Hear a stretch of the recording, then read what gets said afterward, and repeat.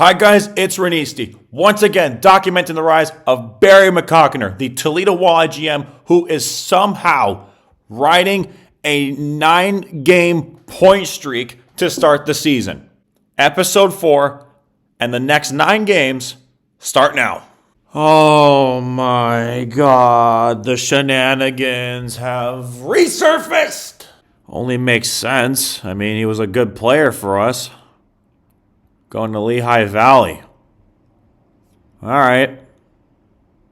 Congrats, Ben. At least you signed an NHL contract. I'm not going to hate on you for chasing the bag. With that, though, that means Adrian Beraldo is back in the fold. All right, headed into our first game of the episode, the 10th of this season. We had to move the lines around a bit, obviously, because Schultes left. Hopefully he's not the first of many like last season, but again, beggars can't be choosers. It's the goddamn ECHL. Either way, our forward core remains untouched. Kalenikovas is thriving as that 10th forward, and Trey Augustine is humming. So let's see if that continues into game number 10. Our first regulation loss of the season. It only took 10 games, and it was a close game too by the looks of it. Oh my god. Trey, come on, 3 goals on 14 shots? Dude, tell me he got pulled. Jeez, that's a rough one for you, buddy. My God. Our goalie played good, though, clearly. 30 shots to 14 for us, though, we lost 3-2. That is a rough way to get our first regulation loss. All right, so the lines are essentially the same, except we're going to give Carrière a start because Augustine... He laid a goose egg last game. Not his fault. I'm not giving a whole bunch of stick, but you know, good things aren't meant to last forever, and he's clearly not at 100%. So we'll give Carrière the start, and Beraldo's out. So we got to put David Drake in, and we get blanked. This episode is already worse than last one. 3 guys have been sent down to Toledo. I mean, hey, at least defense, we're fine. Is Cooper Moore a defenseman as well? Jesus. Yep, someone 100% got released. Who is it? Oh, no. Are you joking? Are you kidding me? Kalenikovas, you, sir, are going right the back where you belong. Are you kidding me right now? This game is cruel. Beraldo, sure, send him down. I don't care. All right, so after a complete revamp of our back end, you know, getting Edvinson, Wander, Moore. Our whole left side is now Detroit Red Wings prospects. We're hopefully going to be a lot better against Maine this time around. And Augustine is once again at 100% fitness, so he's going right back in between the pipes where he belongs. 5-2. What a surprise. Augustine's back in net, and we are flying once again. All right, Cooper Moore. What the? Whoa! You tore both your biceps? Jesus. You are on the IR, my friend.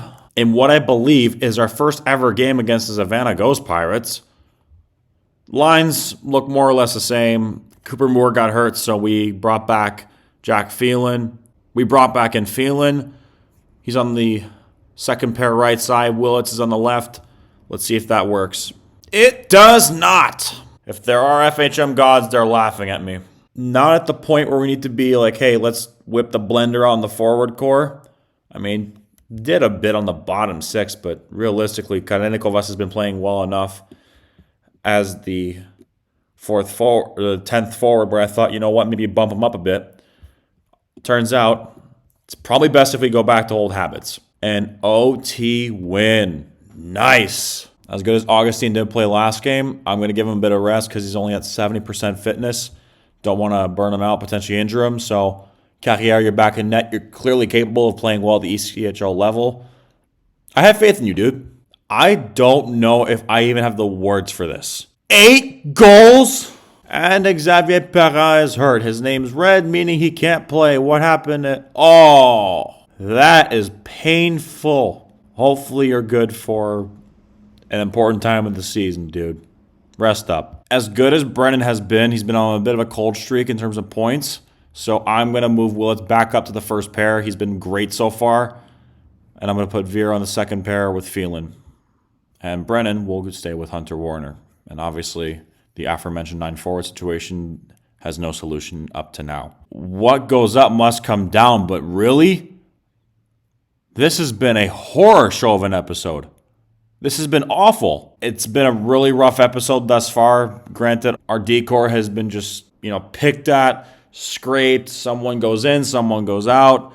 It's been a mess, but even still, it's been a rough episode thus far. So hopefully these new line combos that I came up with on the spot can get the job done. They nearly managed to do it. Our development report, Luke Tuck and Chase Greasock are both getting quickly better. Wow, Greasock is a 14 rated up and down winger now. Let's try and experiment with you in that little role there. Okay. And Luke Tuck, 14 rated grinder now.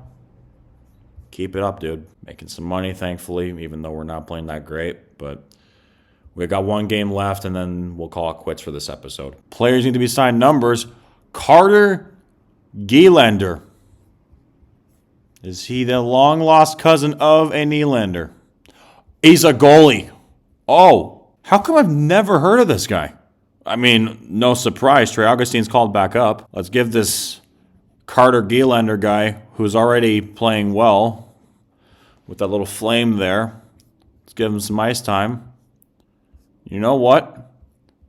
This is going to be potentially the dumbest thing I've done this episode, but considering how bad we've played, I'm willing to try anything.